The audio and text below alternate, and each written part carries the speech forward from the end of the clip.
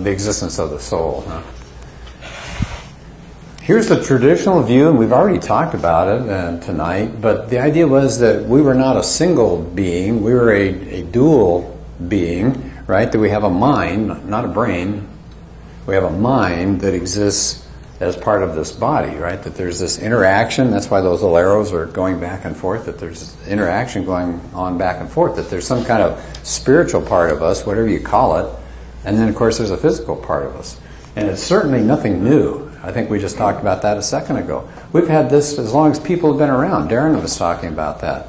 You can take it back to the ancients. You can bring it up to the Middle Ages. You can bring it up to modern times. Culture after culture has all agreed on this, right? There's that eternity's been set in our hearts, right? So we believe this. As a human race, we think that makes sense. Well, all of a sudden in the last 50, 100 years, that's not good anymore, right? We've got this thing called physicalism. So the spirit goes away, the soul goes away, and you get things like this. Francis Crick, does that name sound familiar? Yeah. Co-discoverer of DNA structure. Terrific guy, but an absolute physicalist. Your joys and your sorrows, your memories and your ambitions, your sense of personal identity and free will, right? We think we have all those things, but what does he say? They're no more than the behavior of a vast assembly of nerve cells and their associated molecules. It's just a sad existence. Yeah, you're no different than sand. You're just able to move around a little better than sand does, right? You're just molecules, right? He just said it there. It's just physical. It's atoms and molecules banging around. That's you.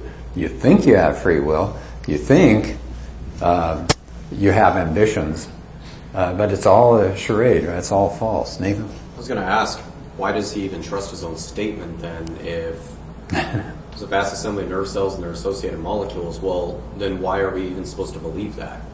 Well, apparently he had no choice to believe it. It's those molecules banging around inside of him, right? Yeah, exactly. This thing self-destructs.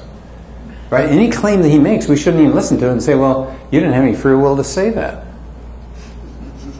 Right? I mean, he just sat at the computer and this stuff just happened because things were working their magic up in his skull. It comes back to relativism.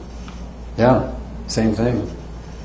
How about philosopher Owen Flanagan? I hadn't heard of him, but I thought this was pretty chilling, and actually a pretty good comment of what Steve had talked about a few weeks back about how science has created this artificial box and not allowed anything about God inside that box. It's called scientism.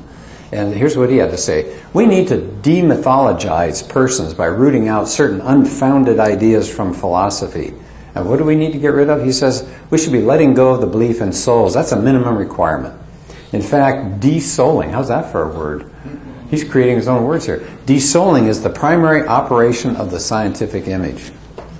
Isn't that something? So, can you hear that? That's what we're all about as scientists. We were stripping people of this crazy idea that there's another box, that there's a supernatural part of life. No. That goes away, and now we create this fence around material stuff, and anything outside that is not science. See, they get to define science.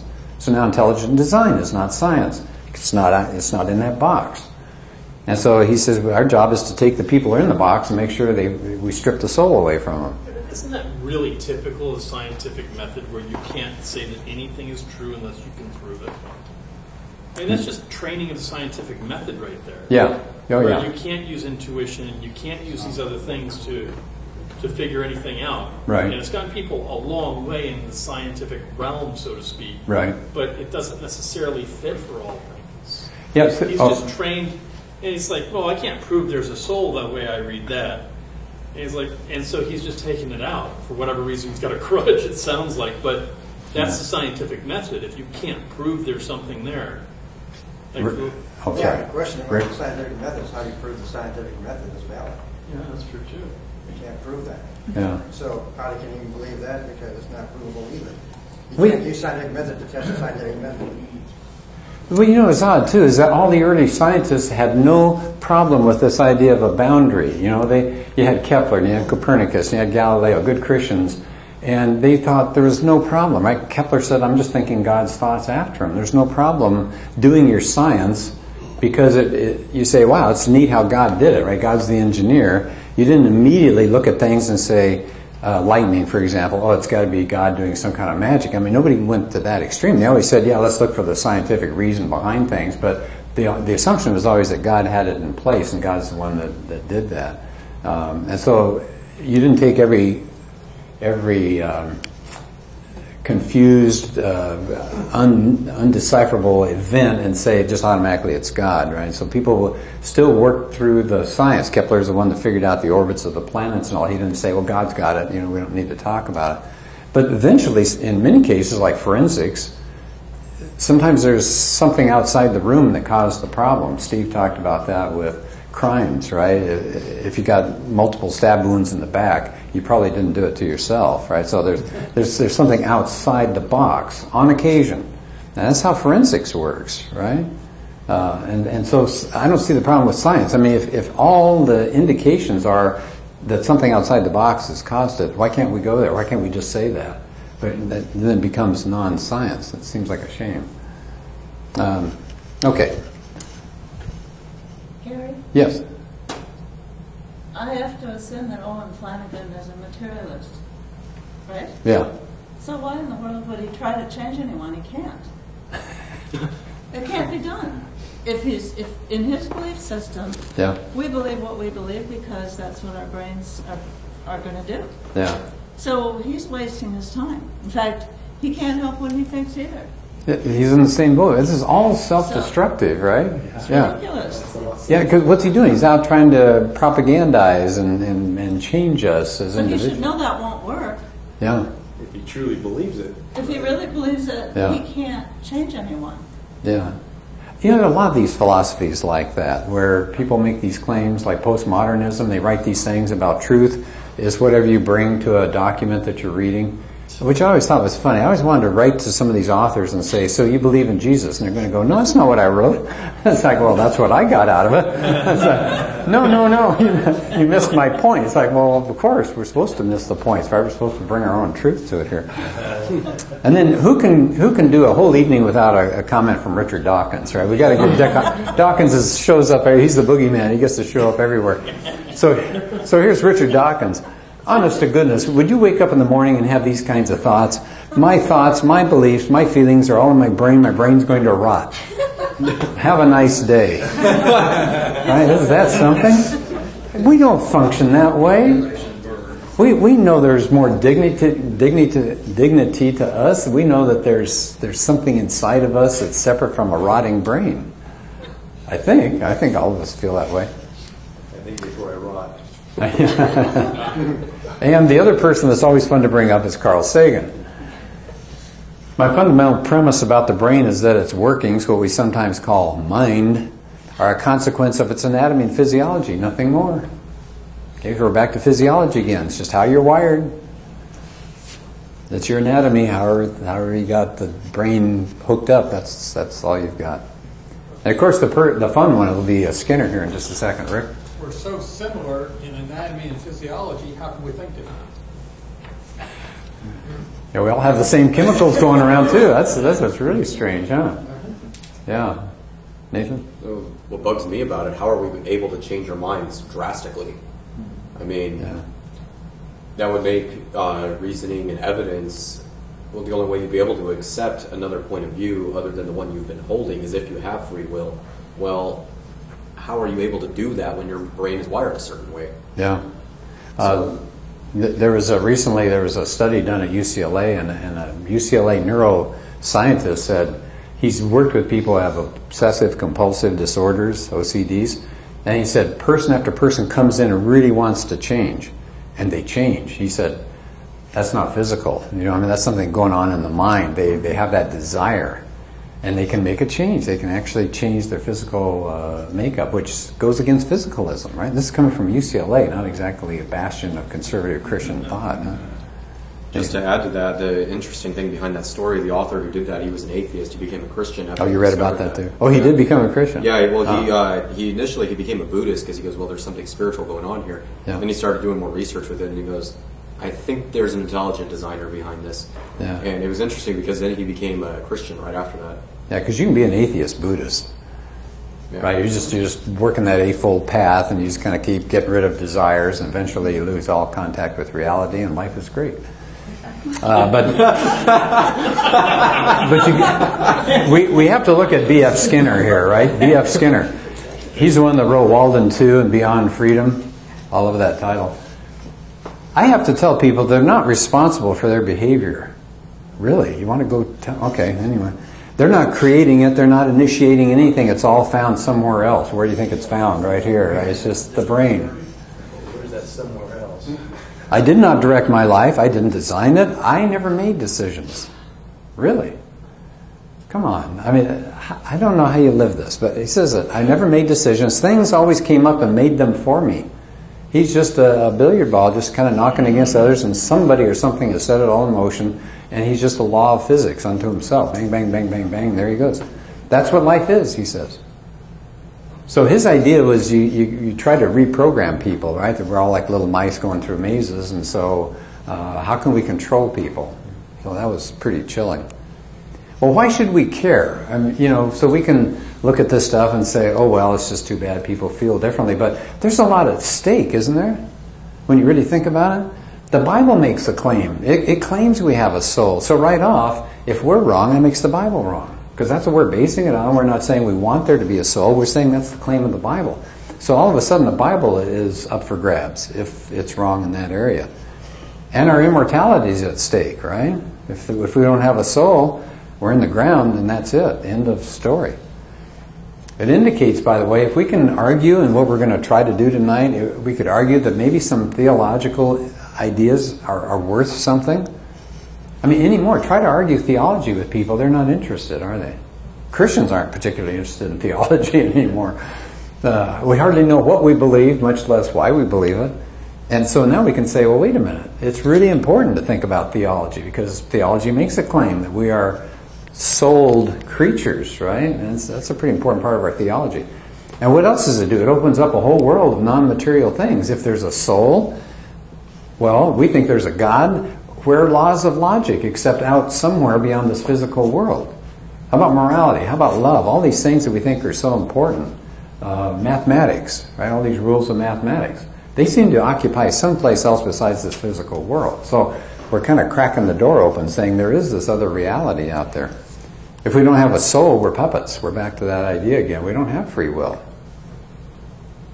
And then ideas really do have consequences. If we believe this, like the Skinners and the Sagans and people like that, Dawkins, look what that's going to do.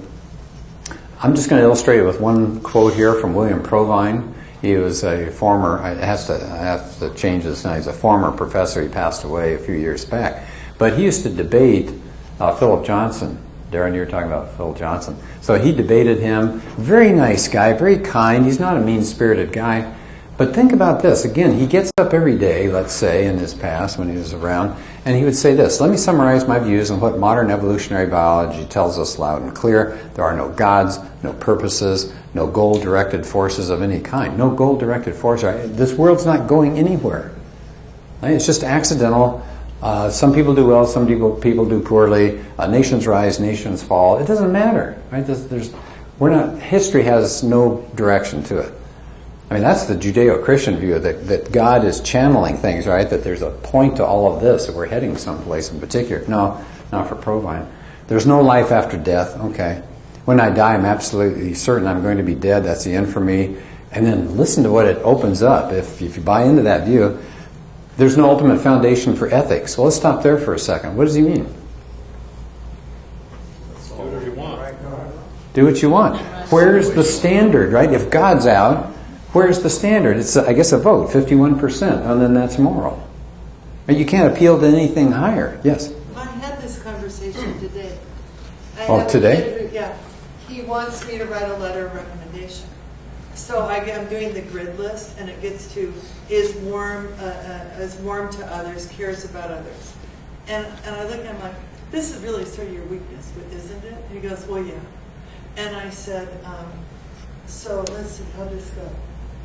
I said, well, it sort of fits in with your evolution. Oh, I said, do you care about people? And he goes, only when it helps me.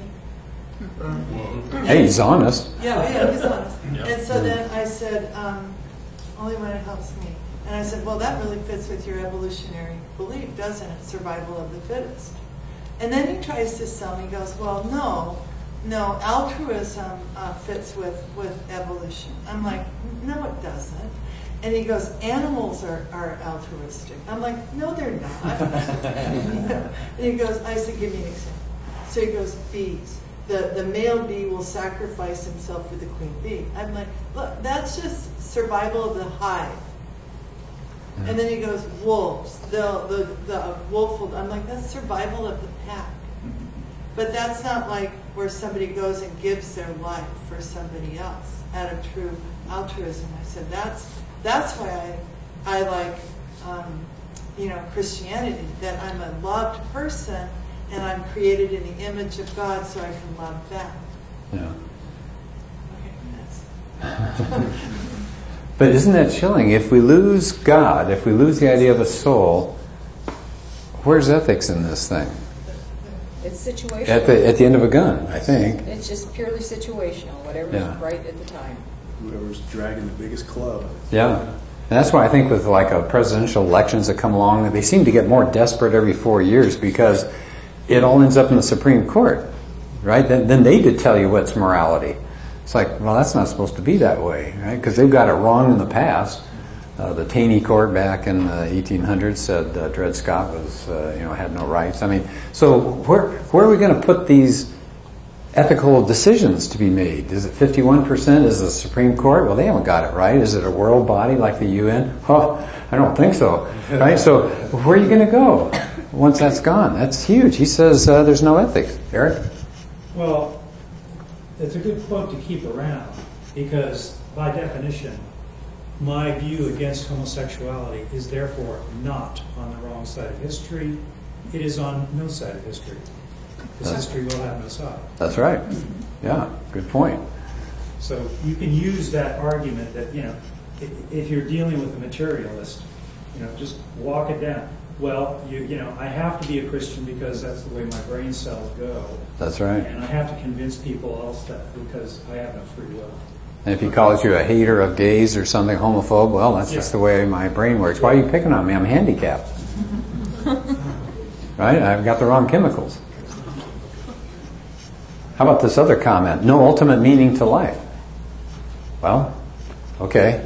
So there's no soul, no God, no meaning to life. You get up every day. Why are you here? Well, you end up with a high suicide rate among young people in America today. Help me out on the statistics. The last I heard, it was like the second leading cause after accidents of death, isn't it? For like the 20 to 30-year-olds or 18 to 35. 18 to 35. I mean, that's crazy. They've got their whole life ahead of them. Out of Palomar, I'm handing out to every class now of hotlines, places they can contact when they're feeling despondent. And I always do a real quick pitch. I say, you have your whole life ahead of you, right? You've got years of wonderful things. You're living in this country that gives you all these freedoms, all these opportunities. I hope you don't end up in this situation, but if you do, here they are.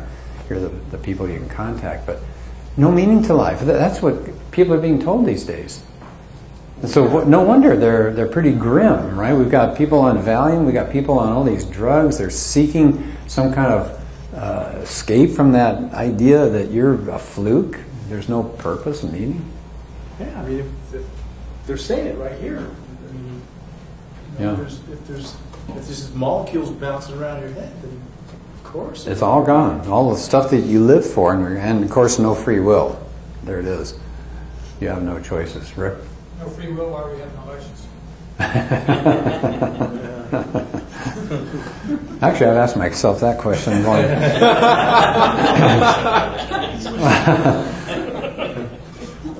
How about this? If we don't have a soul, just put in for a really nice looking coffin. Right? That's the last time anybody's going to hear from you.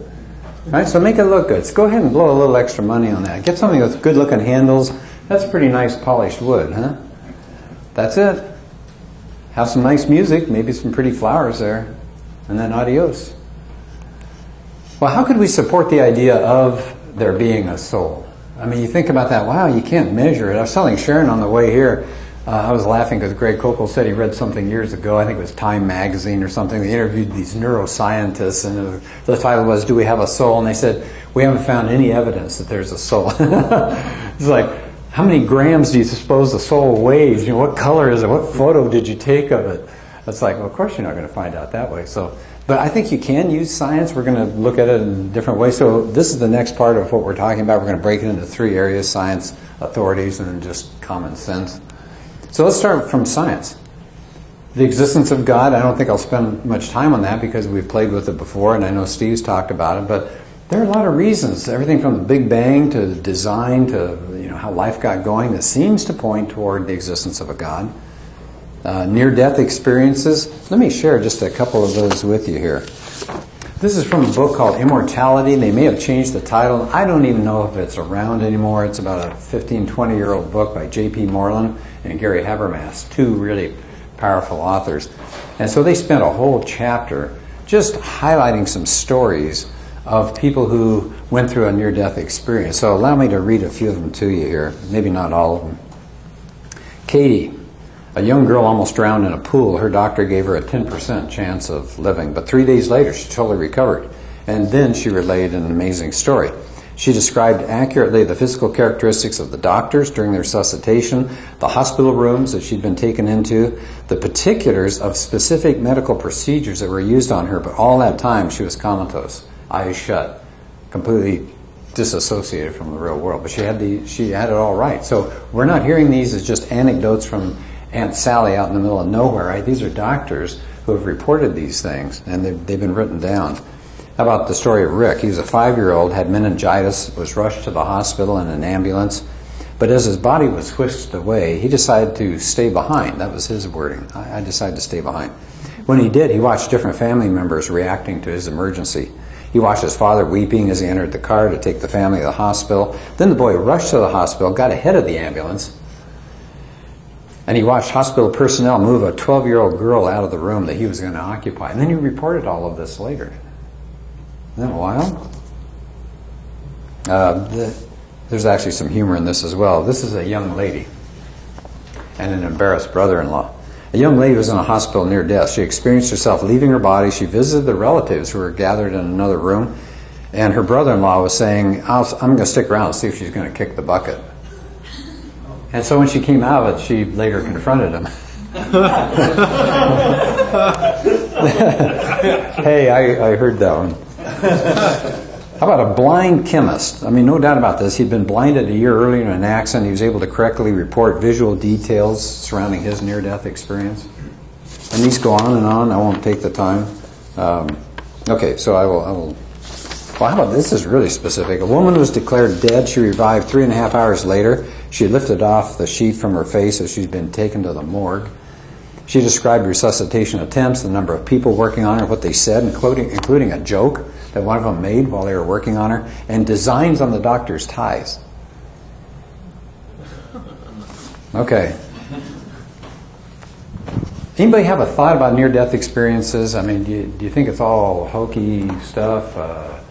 Satanic, maybe? I mean, is there anything legit? Of course, even if it's satanic, that would open up the idea of a different world, wouldn't it? I just still struggle with the goodness and light from the non-Christian experiences. Yeah. And unless that, again, is just God's extension of the general calling, set forth in the world, and they get to participate and find out if they want to take the full call, you know what I mean? Yeah. So I don't know. I don't either. I mean, I'm not trying to twist arms or sell it to anybody here, but I think it's going to be one of a lot of things that we're going to put together before the evening is out. Steve?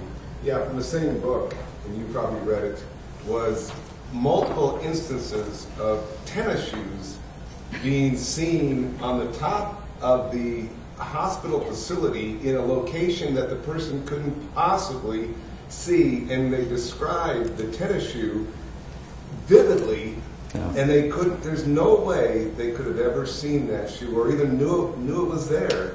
And yet they go up and they find these shoes up there in this exact description, and it's like, how do you explain that? And it's in that same book. Right. Michael? Yeah, I'm fully on board with near-death experiences. I think they're largely true, and they've documented, things. And I'm wondering if it may be the reference in the New Testament about in the latter days there'll be, be dreams and visions. Mm-hmm. So maybe that's part of it. Yeah. There was a doctor not too long ago who was, atheist or agnostic or whatever, and he had experienced a patient who had a near-death experience, and I kind of discounted it, wrote about how it was just the firings in the synapses in the brain as it was going, and then he had one. He was, and I hadn't heard about that. Who it was now, but he became a Christian after he had his own near-death experience after experiencing somebody else's, right? Yeah. Of course, they've popularized it with movies too, haven't they? And those I'm pretty cynical about, but anyway. How about support from authorities? I found this one really interesting. I tore it out of the San Diego Union Tribune back in February, and I've just kind of held it in a file, and I finally dug it out the other day, and I said, oh, that'd be perfect for tonight. This is a meeting that was held, they were reporting, right? So this is news, reporting on a meeting that was held down at the Naval Medical Center down in San Diego.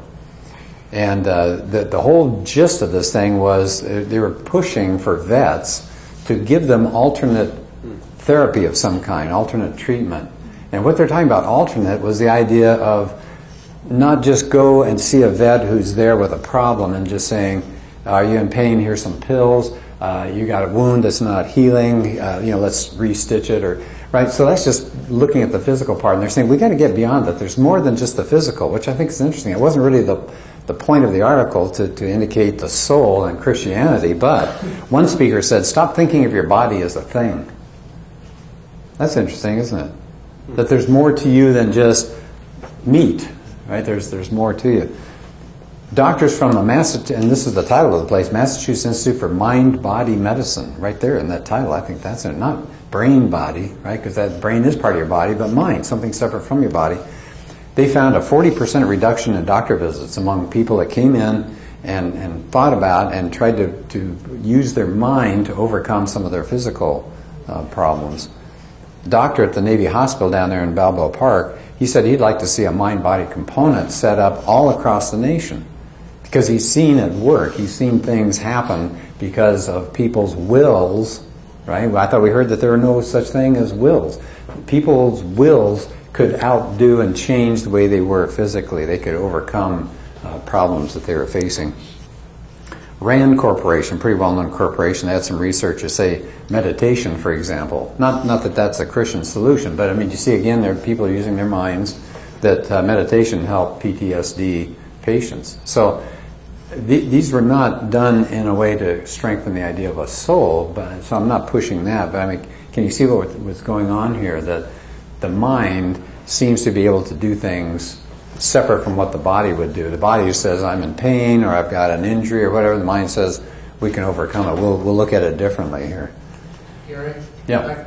My younger brother from after Vietnam had PTSD, and he's struggled through that, and he's helping other Vietnam vets get their benefits, and he's very good at that. But in the last couple of years, he has fixated on the soul, and he has come to the point where he says he thinks the PTSD is the fact, the way he describes it, is their soul has been injured. And so he's working in that area trying to help them to recognize that they have a soul and it's been injured. What can we do? Is he a Christian? Yes, he's a Christian, but he doesn't attend church or anything. Yeah. And that's a long story. That'd be interesting we don't have the time tonight, but I'd love to hear how he gets people to recognize that they have a soul. That would be interesting. Rick? White Divinity School has a division called Moral Injury and Soul Repair. It deals with PTSD. Say that again. That was an interesting title. It's what? White Divinity School has a section there. It's called Moral Injury and Soul Repair. Moral injury and soul repair. In January last year. Yeah. But see, do you remember a few weeks back I showed you, or we talked about this thing called Neuro-Buddhism? It was an article. We actually read it, I don't know, a year or two ago in our class. But it's this idea that it's actually catching on again. You know, these physicalists in the 20s and 30s and 40s, some of their stuff now looks kind of out of date because people are discovering, surprised, that we are more than our bodies. You know, they're discovering it at the Balboa Naval Hospital. They're discovering it in the things you're talking about and the PTSD and all. It's like, welcome to the Bible. We were there way before you. You know, so we're kind of coming home again. How about some more authorities? The American Psychological Association, APA. They had a panel and concluded near-death research points to and provides evidence for a spiritual realm and/or life after death. They're not Christian. They're not coming to that conclusion, but they're saying the door has been opened, right? We think something is going on the other side of that. And this is a pretty well-known organization. When was that panel? I don't know. I'll have to look it up for you if you want some more details. How about the best authority probably of all? Jesus said, don't be afraid of those who kill the body but cannot kill the soul. Rather, be afraid of the one who can destroy both soul and body in hell. If he believed in, I think he's a pretty good authority, right? That's a good person to land on here when we're talking authorities. How about a third way, though? And we just call this common sense, right? Just thinking through these things. How about some things just seem to exist outside of this material world. You can't put your fingers on it. I mean, think about what they said in the Declaration of Independence. Right? We're endowed by our Creator with certain inalienable rights. Where are those? You don't slip them on in the morning. They're not in your closet. They're not a piece of paper that you wave. Right? These people back in the 1700s said, you can't do that to us. Even if you're stronger, even if your laws allow it, whatever it is, you can't do that to us because God, right, we're back to the God issue again, there is a God, and He's given us unalienable rights, right? Which means you can't take them away. Right? You could take away our land, you can take away our money, but you can't take away these rights. Where are these rights? They exist. Right? We die in many cases for freedom, and we worry about justice and inequality and things like that. Well, these are rights. People are always claiming their rights, but they don't exist in the material world. So it seems like, just logically, they're somewhere else. And we already touched on laws of logic, natural law. By the way, natural law, can I just spend a second on that one? We may have talked about it before, but in the World War II, at the end of the war, when they caught some of the leading Nazis that hadn't killed themselves or run off to Argentina, they grabbed them and they had the trial at Nuremberg. Right? You've heard of that? Their defense was, who are you to tell us what the right thing is, right? You have different sets of morality than we did. We got elected by the people. The German people wanted it this way. So you're imposing, just because you won the war, you're imposing at the end of a gun your morality on us. And you know what they said as a reason to go ahead and prosecute these people? They said, there's a law higher than you. There's a law higher than the United States. There's a law higher than Europe. There's a law higher than the League of Nations that was around in the 20s and 30s. They said there's something, they didn't want to call it God's law or anything like that, but they said there's a natural law. Well, where's that? Right? It's not in this world. There's no document that says that. They said there is an existence someplace, like the Founding Fathers said, there's this thing living out there somewhere that are natural laws, and you're responsible. And they went ahead and hanged some of them. How about the second thing to think about, just a common sense reflection? Our thoughts are not physical, are they? You say, well, yeah, it's neurons firing and you got chemicals. Okay, but take just a second now. Can you picture your mom or your dad? Can you see the hair color and maybe whatever they're wearing, dress or suit or something like that? Well, wait a minute. You don't have any light rays bouncing around in your head at that moment, do you? Where is that coming from? You say, well, it's like a computer or something creating it. Yeah, but a computer actually has physical stuff it pits in the CDs or whatever it is, right, that they can reconstruct that. But you're having all that going on inside your head at the moment. Can you hear some music that you like, a favorite hymn? I got Beethoven right now. No, no, no, no. Right? I mean, there are no sound waves going through your head. Right? So our thoughts are not physical. You can't measure thoughts. Now, can you see the results on maybe an oscilloscope of some kind? Yeah, they know the electrical energy is going, but the things themselves that you're experiencing are not physical, right? So it must be going on someplace else outside of a physical entity. How about this? If you were just physical, then everything about you should be accessible to everybody else, right? A chair is physical. It's accessible to all of us. If we want to go take a look at that, the carpet's accessible to all of us. The projector's accessible. We can take it down, pull it apart. So if all we are is a brain, our brain should be accessible to everybody. But that's not true, is it? Your mind is private. Now, they can touch your brain if you have an operation or something to see what's going on, and they can see something jumping. Do they know what you're thinking about? Is that accessible to them? No, they have to say, what's going on? Oh, I'm smelling sulfur, right? Because there's things like that that will happen. They'll touch someplace else. What's going on? I'm in 3rd grade. I'm in the class. Oh, okay. But you have this ultimate privacy that no other physical object has. Does that make sense? Man seems to argue for something beyond your brain, because they have to ask you what's going on, and you're the only one that knows that. And then the last point here, which is something that we already touched on as far as punishment goes, you physically change over time, but you're still you, aren't you? There's something about you that stays the same. Now you may get wiser and things like that, but you're the same person. If you lost an arm, you'd still be the same person. You're not less of a person because you lost part of yourself, right? So there's something going on between the physical and the mind at that point, Rick. I think in a lot of instances, the real you changes more than the physical. That's true. It could. That's right. Yeah, different ways, huh? What are some of the problems with physicalism? Well, we played around with it tonight, but maybe just put it in one spot here. How did we get consciousness?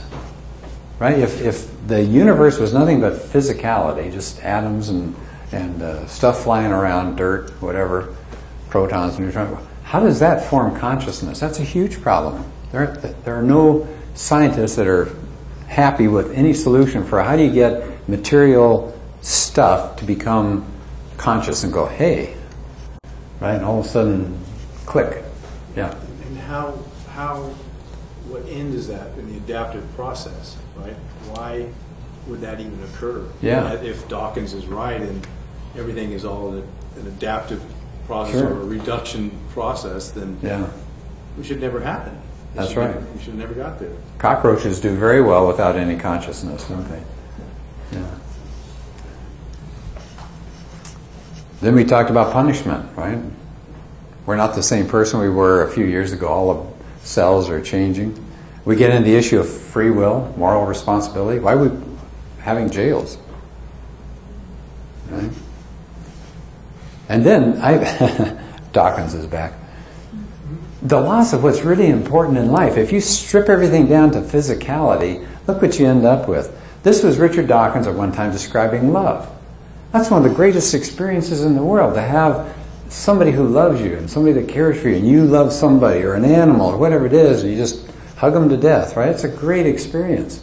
And Dawkins can't say that there's this wonderful emotion, right? It's just something's firing in your head as a result. So he says love is a product of highly complicated nervous equipment or computing equipment of some sort. Okay, I bet he doesn't put that on his Valentine card to his wife. Right? My neurons at the moment are firing for you.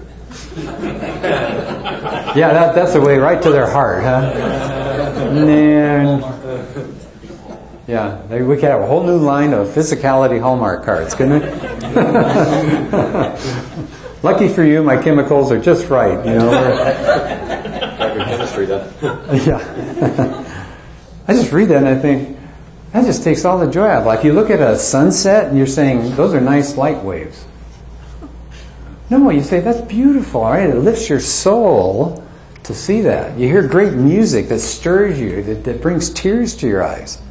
By the way, I just saw something that did that this morning. I was on Facebook. There's a song called 10,000 Reasons. You guys heard that before? It's a praise song.